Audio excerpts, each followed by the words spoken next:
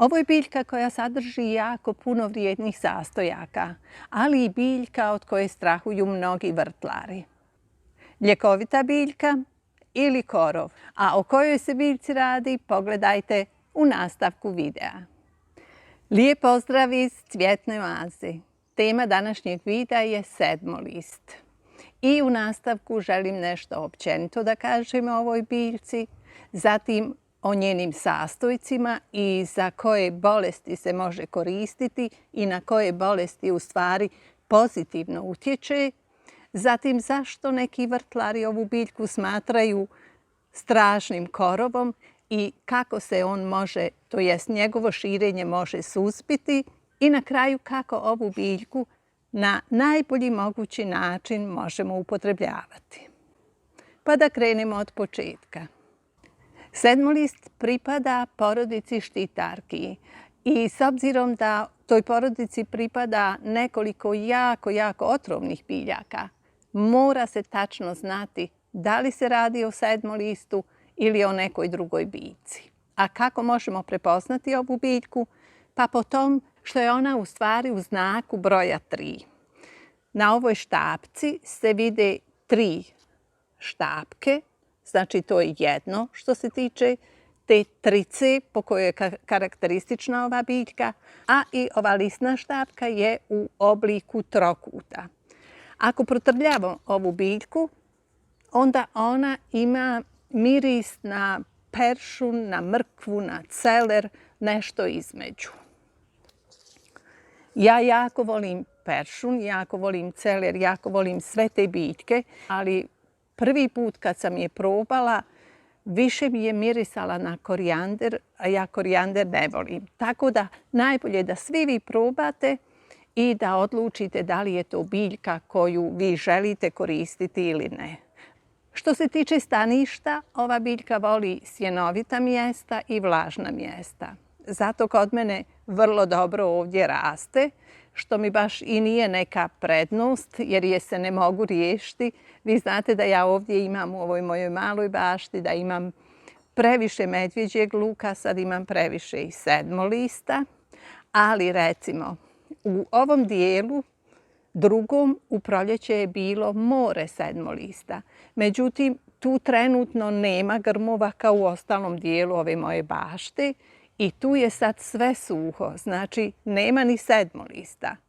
A u ovom dijelu gdje su grmovi, sedmolist buja. Sad to meni nije nikakva prednost.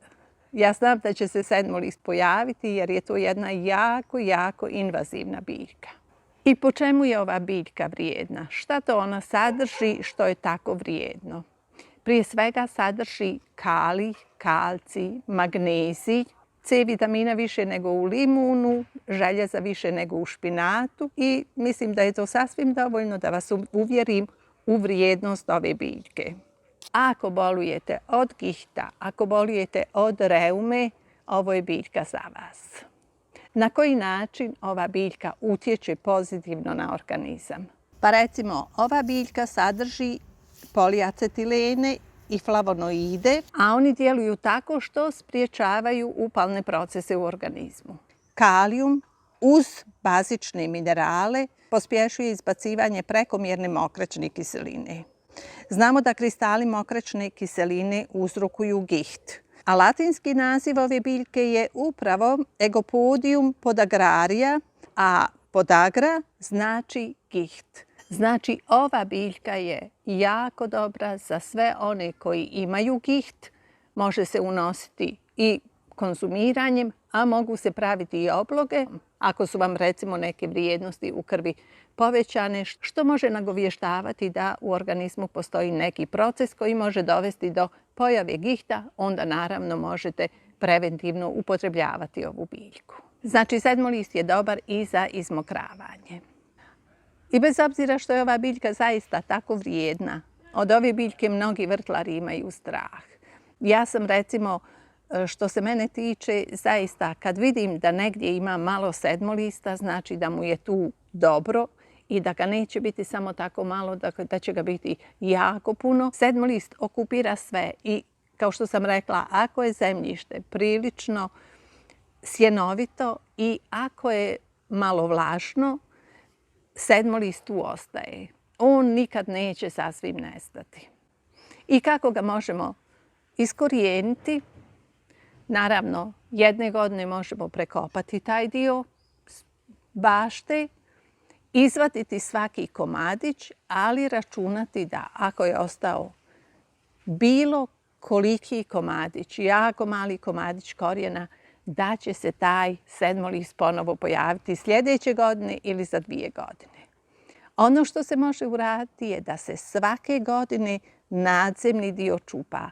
Znači, korijen se hrani preko lista. Ako mi svake godine čupamo list, znači prekinemo dovod hrane korijenu, nekad za 2 godine, za 3 godine neće više imati snage da daje listove. Znači, tad možemo biti sigurni da smo uništili sedmolist.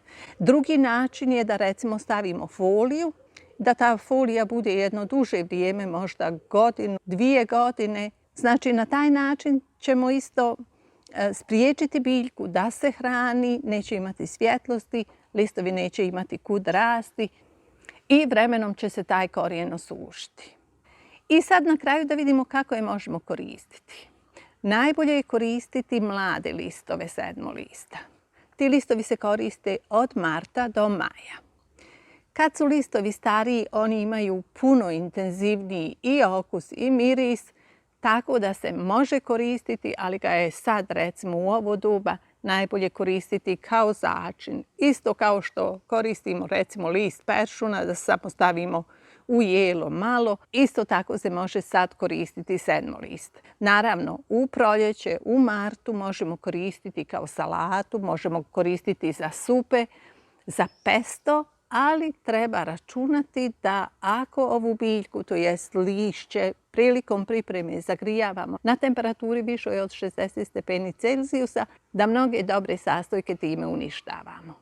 Ako želimo da koristimo ovu biljku za izmokravanje u liječenju reume, u liječenju gihta, to jest uz ostalu naravno terapiju, onda je najbolje da ovu biljku koristimo bez kuhanja, bez podvrgavanja visokoj temperaturi. I to je otprilike sve što sam htjela reći što se tiče ove jako vrijedne ljekovite biljke, jako vrijedne divlje ljekovite biljke, ali i jako invazivnog korova. Ako mislite da ovaj video može nekom pomoći, slobodno ga podijelite, a mi se uskoro vidimo s nekom novom temom. Do tad, lijep pozdrav iz Cvjetne oaze.